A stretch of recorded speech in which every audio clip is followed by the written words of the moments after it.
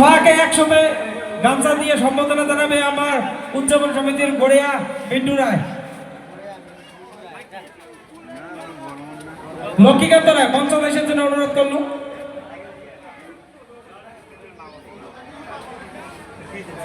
লক্ষ্মীকান্ত দুইটি একটা নয়।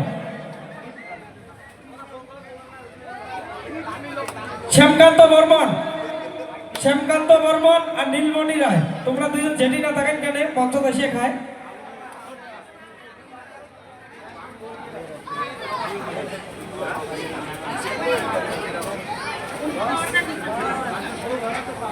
মাধব রায় মঞ্চদাসীর জন্য অনুরোধ করল। টুটু রায় বা মনোরঞ্জন রায়।